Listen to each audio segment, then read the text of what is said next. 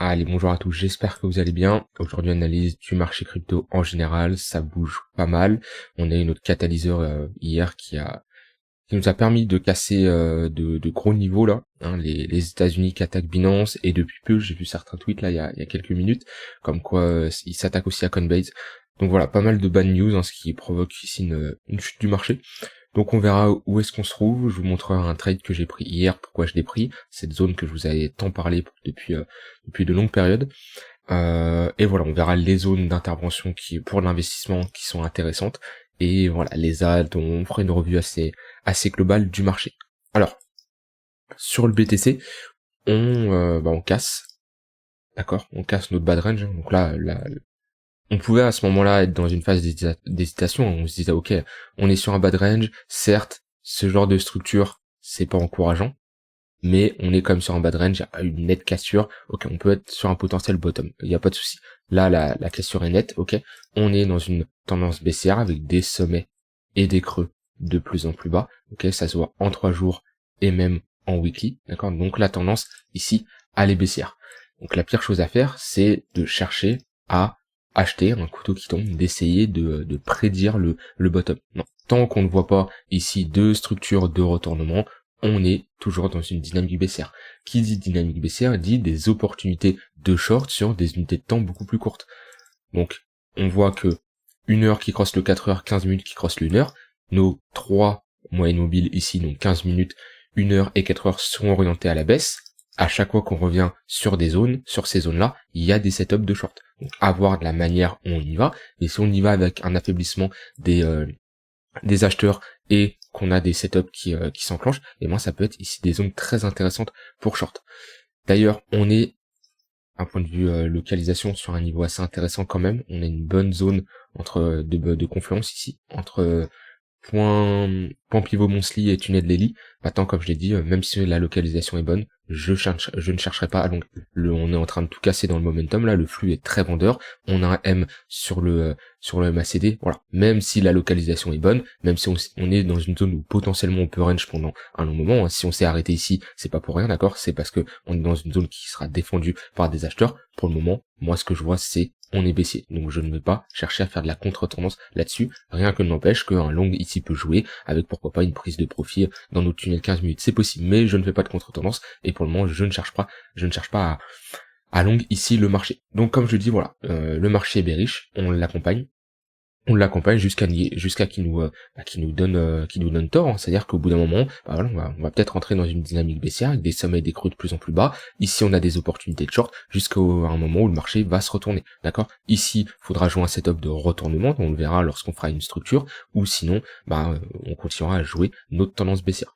Donc voilà, pour moi, pour que je repasse boule, il n'y a pas 30 000 scénarios. Soit on structure un W, alors ça peut être ici, hein, ça peut être ici, d'accord, donc un W, un range, hein, on casse des gros niveaux importants, on fait une accumulation, ou alors tout simplement on vient casser notre précédent sommet, on le casse et on voit qu'on le réintègre pas. Si on fait ça, ok, ici on peut repasser bullish si on se raffranchit globalement les 28 000 $.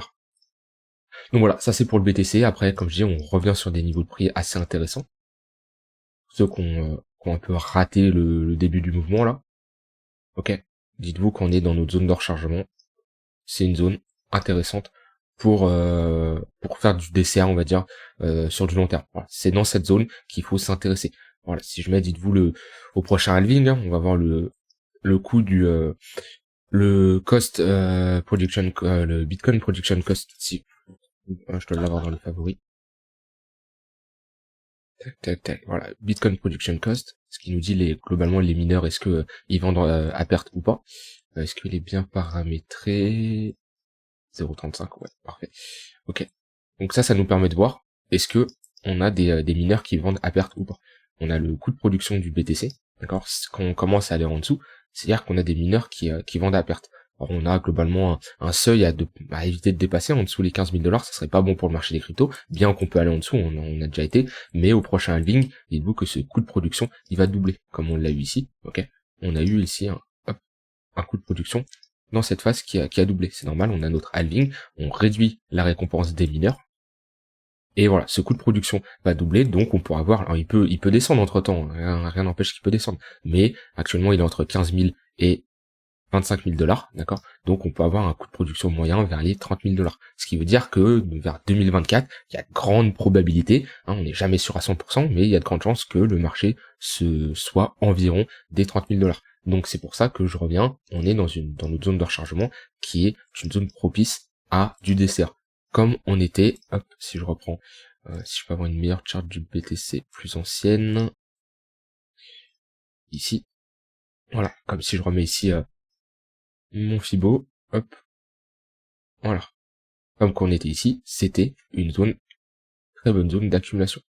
D'accord? Et pareil, après le coût de production a doublé, mais voilà, si vous accumulez dans ces zones de prix là, et vous avez aussi un horizon de temps assez long terme, d'accord? Faut pas se dire, ok, dans 2 mois c'est to the moon, non, faut être patient, et si vous faites de l'investissement dans cette zone de rechargement, c'est pas parce qu'on fait une chute de 20% que ça y est, ça panique, tout le monde vend, ok?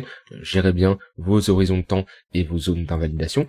Si vous faites du DCA et vous dites, ok, c'est vraiment pour l'investissement, globalement, vos zones d'invalidation restent assez basses, C'est pas parce qu'on retourne à 25 000 $, faut paniquer, faut tout vendre. Maintenant, il y a une différence entre spéculer et faire de l'investissement, mais globalement, tant qu'on est sous les 25 000 $, 26 000 $, c'est une très bonne zone pour faire de l'investissement. Et après, si vous voulez être plus précis, vous pouvez vous placer sur des zones clés, les 25 000 $, les 21 150 $ et les 18 000 $. Et après, on peut bien sûr aller plus bas. Bon, c'est pas le cas actuel. On verra si on commence à casser des creux importants où on pourra aller. Mais pour le moment, voilà. C'est globalement ce que vous devez retenir, c'est on revient sur des zones intéressantes pour faire du DCA. Et quand je parle de DCA, moi, vous savez que je ne suis pas fan du DCA. Quand vous faites du DCA, c'est BTC, Ether. C'est rien d'autre. Il n'y a pas du DCA sur des charts qui sont dégueulasse comme ce genre de chart, voilà, ça c'est dégueulasse, on ne DCA pas ce genre de coins ou autre, d'accord? On DCA des coins qui sont puissants, des coins qui auront des probabilités d'être là dans 5 ans, donc BTC et Ether, et rien d'autre, ok? Et éventuellement, si vous voulez vous placer sur des grosses crypto-monnaies, vous placez sur des gros supports,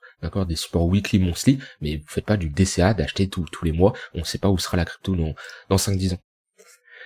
Le trade que j'ai pris, que je voulais vous partager... Alors c'était hier.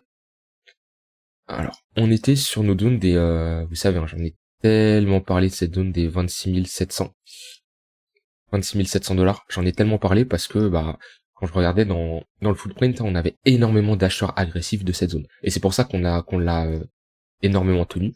Si je prolonge, hop, 26 700, voilà. Une zone qui a fait énormément office de support. D'accord? Ici, il y a eu des acheteurs agressifs qui sont rentrés.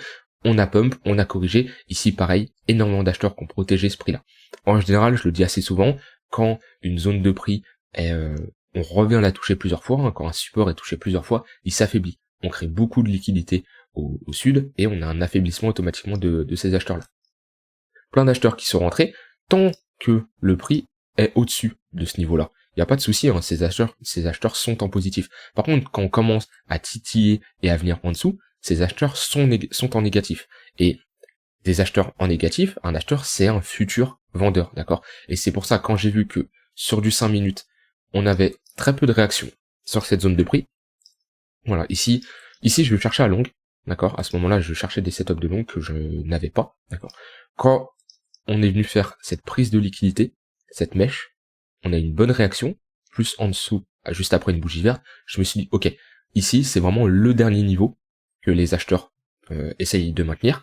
On a liquidé du monde, ici, on a piégé des vendeurs dans cette mèche. Si on revient chercher cette mèche, on a des chances de casser, pardon. Parce que là, tous les vendeurs sont piégés, on a liquidé les longues, on a des acheteurs qui maintiennent bien le prix, on voit qu'on a une bonne réaction. Si on revient chercher cette mèche, c'est vraiment que les vendeurs sont présents, les acheteurs ont perdu. Et voilà, je suis rentré à peu près ici, 26 623 $.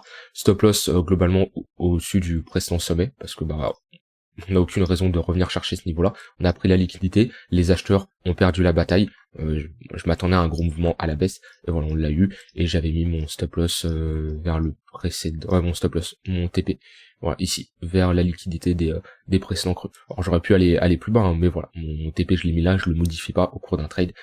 C'est mon setup, c'est comme ça que je fonctionne. Et quand mon stop loss et mon take profit est posé, je ne les modifie pas, parce qu'en général, si vous les modifiez au cours d'un trade, c'est vos émotions qui parlent, et c'est plus votre stratégie.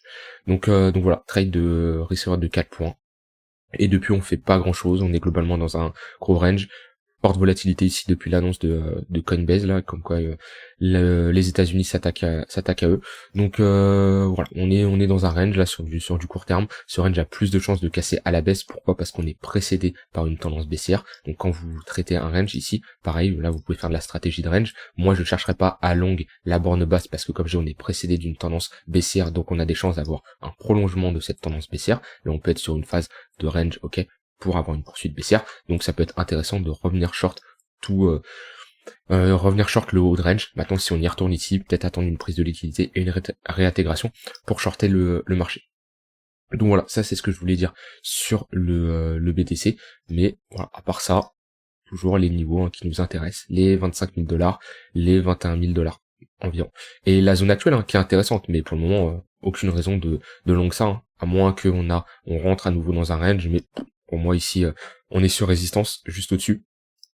Donc soit on structure ici une grosse structure, mais le mieux ça serait de structurer un casser ce niveau-là et faire un pullback et montrer qu'on a des acheteurs qui défendent. Maintenant, selon moi, ici, ce que fait le marché, c'est pas bon. Honnêtement, je m'attendais à un marché qui va chercher au moins ces 36 000 $. Tant pis, on s'adapte, c'est comme ça, il n'a pas été chercher ces 36 000 $. Moi, je me suis exposé au marché depuis longtemps, vous pouvez regarder mes vidéos de décembre 2022, là, décembre, janvier 2022, je le disais, j'attends un marché qui rebondit, et ce que j'avais ici, plus le monde qu'attendait ces zones des 14 000 $, c'était vraiment abusé, c'était vraiment le scénario, il y avait que ça qui était envisagé, on avait l'impression que c'était inévitable, et bah, en général, les gens se trompent, encore une fois, et je suis in moi le marché d'un point de vue spot, là c'est vraiment de l'investissement à long terme, je suis rentré fortement ici et ici, d'accord. Alors quand je dis fortement, ça peut être sur BTC comme des altcoins, mais voilà, ici j'ai renforcé. Donc voilà, c'est toujours plus simple quand on est toujours en positif sur ces investissements spot d'être lucide et de faire une analyse claire. Dans tous les cas, on peut revenir chercher cet ordre ici. Moi, ça, c'est de l'accumulation long terme, d'accord. J'ai acheté ici, c'est pas pour le revendre à 28 000 $. Pour moi, le marché est sous-évalué. BTC, surtout Ethereum, est sous-évalué. Ça veut dire que leur prix ne correspond pas à la valeur de l'actif, qui est de l'actif en question. Donc si j'achète ici, c'est pas pour revendre si j'estime toujours que le marché est sous-évalué. Pareil, il faut faire la différence entre investissement et spéculation. Ça m'arrive de prendre des trades en swing trading ou autre, ça m'arrive de prendre des stop-loss, de prendre des take profit ou autre, d'accord. Mais pour mon portefeuille spot, pour moi on est toujours dans des zones d'accumulation et j'ai aucune raison de vendre pour le moment sur BTC ou Ether. D'ailleurs Ether qui résiste beaucoup mieux que son ami BTC. On n'est même pas venu faire un nouveau lot. Ici, on n'a pas fait un nouveau creux. Alors, on structure quand même ici un M, c'est pas très très beau. D'accord, sommet creux, sommet plus bas que le précédent, donc ça nous inverse ce W. Mais pour le moment, les creux sont maintenus. Alors, est-ce que faudrait pas quand même paniquer dans le sens où, BTC est en train un peu de tout casser? Ça dépend. On peut toujours avoir une période où, comme je le dis, on a notre altcoin season qui se passe pendant une tendance baissière, ce qui voudrait dire que les alts prendraient cher, mais prendraient beaucoup moins cher que le BTC. C'est quelque chose qui est tout à fait envisageable. Donc voilà, ça serait une alt season qui est différente de d'habitude. Vous verrez pas vos alts faire des fois 2 fois 3, mais ça éviterait de faire un gros trou dans votre portefeuille, quoi, où on est à moins 50, moins 60% sur certaines altcoins. Donc c'est une possibilité, parce que Ether est fort pour le moment. Ether est fort, et à voir ce qui nous structure, pareil, je chercherai pas, comme j'ai dit, à longue le marché ici, même si on est sur support, à voir les prochains jours ce qu'on structure, mais Ether est clairement plus bullish que le BTC, et on voit ici, alors il arrive sur résistance, d'accord, mais il est bien parti pour, pourquoi pas, valider ce W qui serait encourageant, et de toute façon, je le dis depuis un moment, mais je m'attends à une cassure de range à la hausse, là, c'est juste une question de temps, je ne sais pas quand, ça c'est quelque chose que je ne peux pas prévoir, par contre pour moi il y a plus de probabilité que ce range là casse à la hausse que à la baisse, ce qui serait très encourageant pour Ether. Voilà, sinon d'un point de vue order flow, il n'y a pas grand chose à dire, à part que j'ai l'impression qu'il y a pas mal de monde qui cherche à buy the dip. Je pense qu'il y a de l'ouverture des deux côtés, côté short ou côté long, mais on a un open interest qui est encore bien chargé, donc méfiance, ça peut bouger encore par la suite. Et je voulais vous montrer, ils sont toujours là, ok, ils les ont un peu enlevés. On avait ici un gros mur des ordres limites qui est en attente. qui étaient en attente d'être exécutés. Bon, ils les ont enlevés, hein, pour le moment. C'est ça le problème, hein, de la heatmap là. Donc c'est tout simplement un carnet d'ordre, hein, ça vous dit des ordres, hein, qui peuvent faire office de support. Mais voilà, c'est des ordres qui peuvent être enlevés. Ici, il y en a qui ont été fill. Et sinon, on a un gros barrage au niveau des 25 000 $. C'est normal, hein, c'est chiffre rond psychologique. Là, il y a tout le monde qui ont mis des ordres d'attente. Là, on a 450 BTC sur le contrat spot de Binance. Donc voilà, affaire à suivre. Mais on a quand même des gros ordres en spot là qui attendent. Pas trop de pression vendeuse pour le moment, ça a été retiré.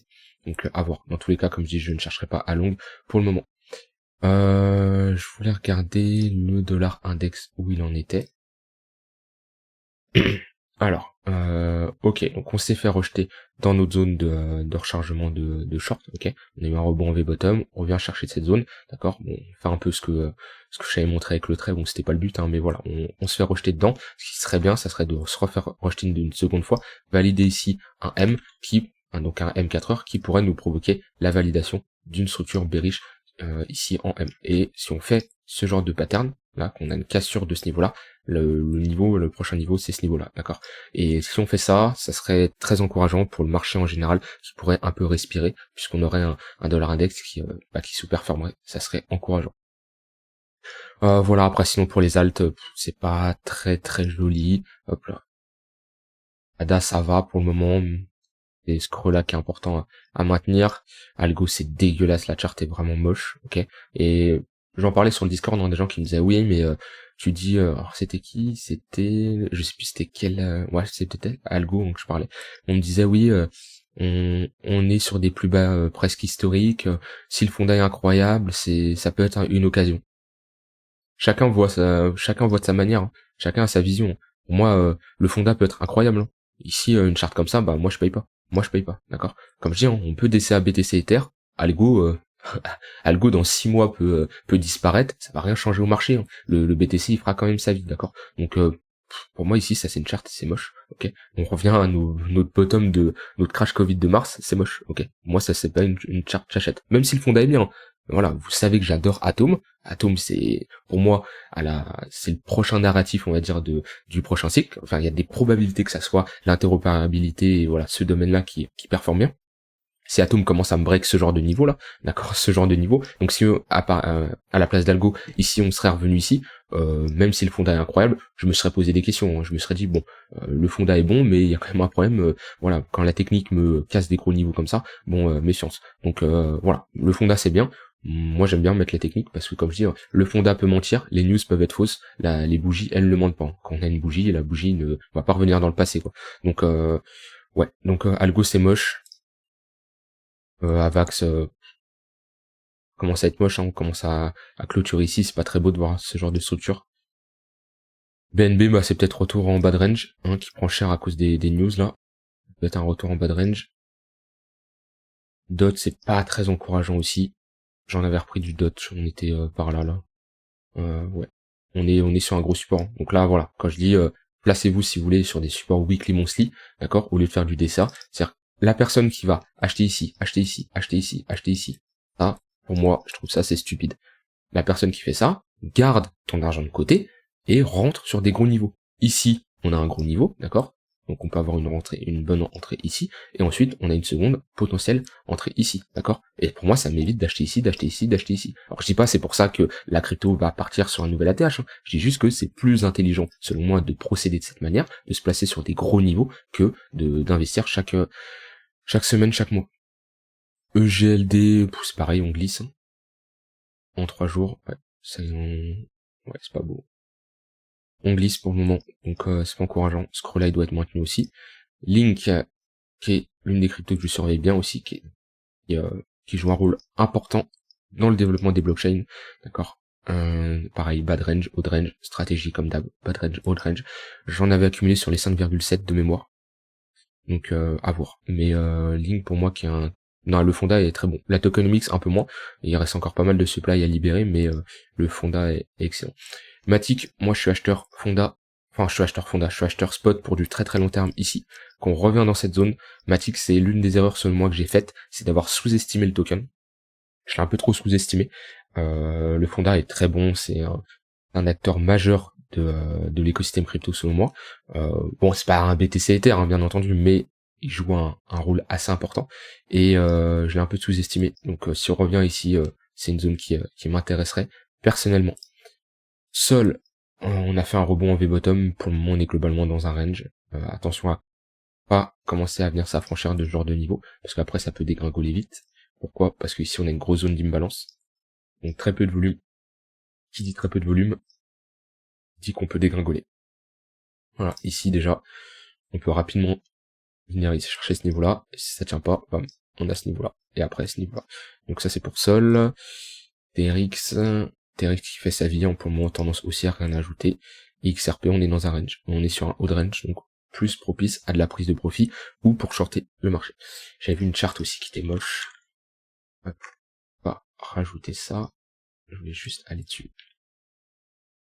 C'est moche, ça, faites pas de décès, s'il vous plaît, ne faites pas de décès là-dessus. Je sais, c'est une crypto qui faisait kiffer avant, au bull market de 2021, là, et c'était un peu, les gens aiment bien acheter ce genre de crypto, pas de souci, hein. Moi je suis personne pour juger ce que vous achetez. Le fondamental c'est subjectif, par contre la technique, hein, on voit tous la même chose, hein.